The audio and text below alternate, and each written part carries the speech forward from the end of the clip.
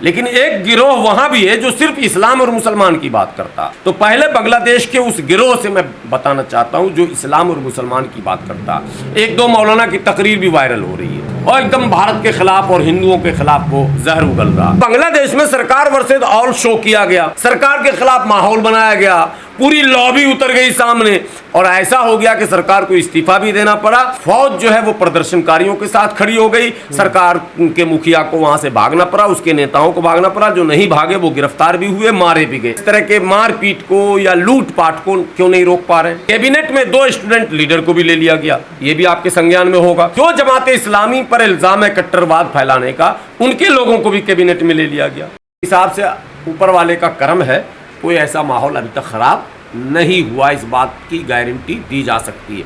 छिटपुट घटनाएं जैसे पिंकी चौधरी ने झुग्गी वालों पर हमला कर दिया, सजा हो गई, जेल चला गया, ये अच्छी खबर है। उड़ीसा में जो हुआ उसके साथ उसकी भी निशानदेही कर ली गई है। अभी पश्चिम बंगाल में जो खबर आई है, आज सुबह हमें खबर मिली है, तो वहाँ 2 मॉब लिंचिंग हुई है इसी मुद्दे पर, माने बांग्लादेश के मुद्दे पर। मुझे लगता है उसके बावजूद भी भारत में सहनशीलता और मानवता बांग्लादेश से ज़्यादा जीवित है। अब बांग्लादेश की एक तस्वीर आप और देखते होंगे, वो तस्वीर के यूनिवर्सिटी के स्टूडेंट, मदरसे के छात्र और बुद्धिजीवी वर्ग, बुद्धिजीवी तबका भी दिख रहा उसमें, वो हिंदुओं के मोहल्ले में जा रहे हैं, मंदिरों के पास कुर्सी लगाकर बैठे हैं, वो हिंदू मोहल्ले के आगे वाला रास्ता जो है पहरा दे रहे हैं और हिंदू भाइयों से मिल मिलकर वो समझा रहे हैं कि आप घबराएं नहीं, हमारे रहते हुए कोई आपके ऊपर हमला नहीं कर सकता। एक बात हो गई। मतलब 2 है इसका। एक मतलब ये है कि बांग्लादेश में भी एक तबका है जो इंसानियत पर यकीन करता है, मानवता पर यकीन करता है, अमन और सुकून और शांति चाहता है, लेकिन वो मंदिर की सुरक्षा में है या हिंदुओं के मोहल्ले में सुरक्षा में है, इसका मतलब कोई गैंग ऐसा जरूर है जो वहां हमला करना चाहेगा, उसी अंदेशे के डर से है। इसका मतलब कि हमला करने वाला ग्रुप भी वहां है। उसकी सक्रियता को देखते हुए ही मानवतावादी सोच रखने वाले लोगों ने ये कदम उठाया कि भैया इससे पहले कि कोई यहाँ आ जाए हमला करने, हम चलते हैं रोकने और बचाने। उससे विल पावर भी डेवलप होता है हिंदू भाइयों का, अल्पसंख्यकों का। जब बहुसंख्यक उनके समर्थन में आते हैं, ये नेचर है, उन्हें उनका विल पावर डेवलप हो जाता है, इत्मीनान भी होता है और वो जो अनाप शनाप मीडिया को लोग बयान देते हैं वो भी कम हो जाता है। वहां बांग्लादेश से जो बयान आए उसमें एक बड़े हिंदू लीडर का बयान आया कि जिस तरह से दुनिया दिखा रही है, उनका इशारा भारत की तरफ था कि जिस तरह से दिखाया जा रहा वैसे कोई हालात नहीं है। लेकिन वहीं इस्कॉन के जो उपाध्यक्ष हैं उनका बयान आया कि नहीं, लगातार मंदिरों पर हमले हो रहे हैं और माइनॉरिटी को टारगेट बनाया जा रहा। तो वहां भी 2 तरह की सोच, 2 तरह के गैंग, हिंदुओं में भी मुसलमानों में भी। हिंदुओं में भी मैंने आपको कह दिया कि एक लीडर सामने आ रहा और वो लीडर आकर कह रहा है कि नहीं, जिस तरह से लोग दिखा रहे हैं या कुप्रचार कर रहे हैं या बांग्लादेश की छवि को खराब कर रहे हैं, वैसा कुछ है नहीं। हमले हुए हैं लेकिन वो उसको इतना बड़ा बनाकर नहीं दिखाया जाना चाहिए। वो उस हिंदू लीडर का कहना बांग्लादेश के।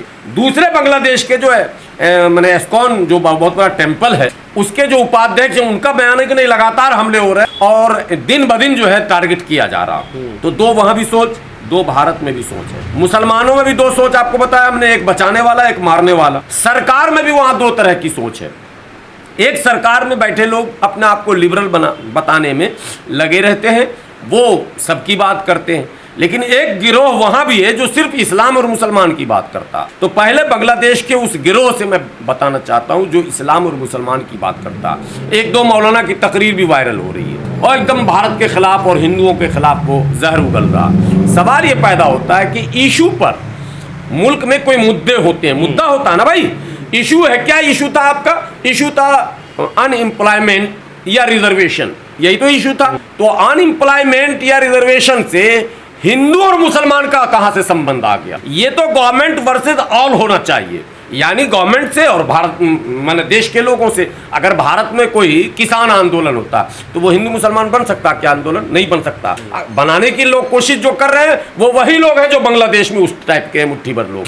मान लीजिए यहाँ स्टूडेंट छात्र उतरते हैं सड़क पर, तो छात्र जिस मुद्दे को लेकर उतरते हैं उसमें धर्म नहीं आ सकता, वो नेशनल इशू होता है, वो राष्ट्र का इशू होता है और राष्ट्रीय मुद्दे होते हैं, वो सरकार और वर्सेस ऑल होता है। तो बांग्लादेश में सरकार वर्सेस ऑल शो किया गया, सरकार के खिलाफ माहौल बनाया गया, पूरी लॉबी उतर गई सामने और ऐसा हो गया कि सरकार को इस्तीफा भी देना पड़ा। फौज जो है वो प्रदर्शनकारियों के साथ खड़ी हो गई, सरकार के मुखिया को वहां से भागना पड़ा, उसके नेताओं को भागना पड़ा, जो नहीं भागे वो गिरफ्तार भी हुए, मारे भी गए। एक बात तो अब वहां के जो सरकार में अब जो बैठे लोग हैं वो क्यों नहीं इस एट्रोसिटी को या इस तरह के मारपीट को या लूटपाट को क्यों नहीं रोक पा रहे हैं? कैबिनेट में 2 स्टूडेंट लीडर को भी ले लिया गया, ये भी आपके संज्ञान में होगा। जो जमात इस्लामी पर इल्जाम है कट्टरवाद फैलाने का, उनके लोगों को भी कैबिनेट में ले लिया गया। उसके बाद प्रचार ये किया गया कि नोबेल पुरस्कार विजेता मोहम्मद यूनुस की अगुवाई में सरकार चलेगी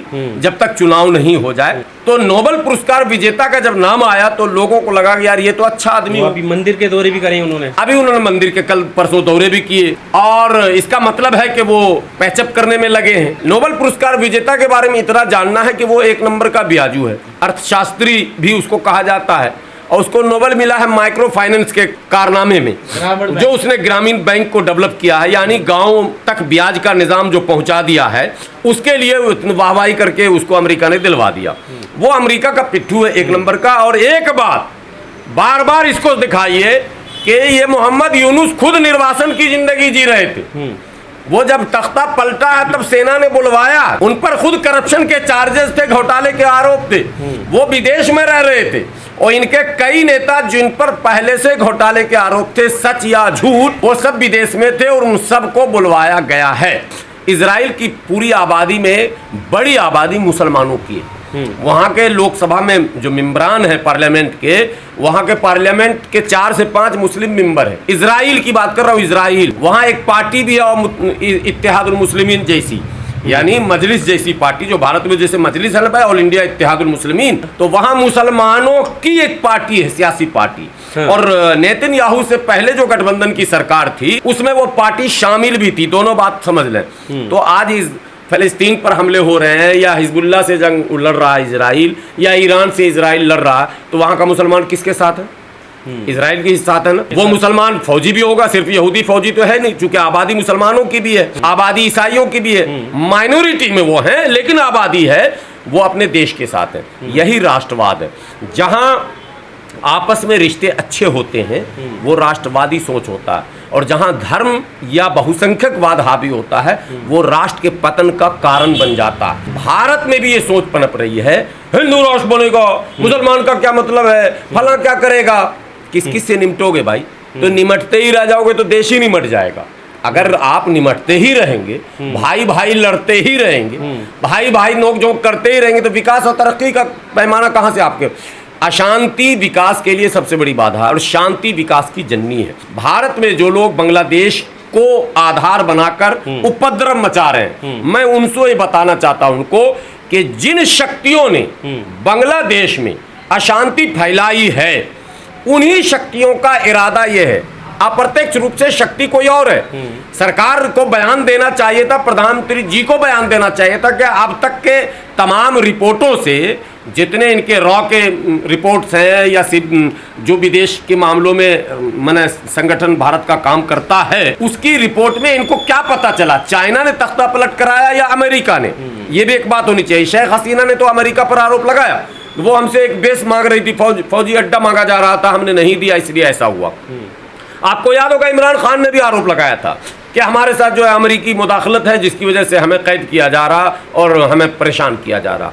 तो अब मसला यहाँ पर यह है कि अमेरिका परस्त है पाकिस्तान बांग्लादेश या चीन परस्त है। ये भारत अगर नहीं समझेगा और भारत के लोगों को नहीं बताया जाएगा तो उन शक्तियों के जाल में हम फंसेंगे जिसमें अभी फंस रहे हैं कुछ लोग। एक शक्ति है जो भारत और भारत के पड़ोसी को अस्थिर करना चाहती। अस्थिरता का सबसे आसान फार्मूला है धार्मिक उन्माद। ऐसे अस्थिरता आप कांग्रेस वर्सेस भाजपा में कभी अस्थिरता नहीं कर सकते। पॉलिटिक्स में कोई अस्थिर नहीं होता, एक हार जाएगा एक जीत जाएगा, लेकिन धार्मिक उन्माद में हार जीत इतना आसानी से नहीं होता, लंबा चलता। ठीक है, मान लीजिए भारत में अल्लाह न करे, ईश्वर न करे कभी ऐसा हो कि जरूरत से ज्यादा यहाँ उग्र हो जाए लोग मुसलमान के खिलाफ, तो क्या 2 दिन में निमट देंगे? 5 दिन में रुक जाएगा? नहीं रुकता। गुजरात कितने दिनों तक चला था, भागलपुर कितने दिनों तक चला था, 7 महीने भागलपुर में दंगा चले थे, 3 महीना तो कर्फ्यू था वहां। तो एक शहर में कंट्रोल करने में आपको 4 महीने लग रहे हैं, पूरे देश का वातावरण अगर बिगड़ेगा तो क्या होगा।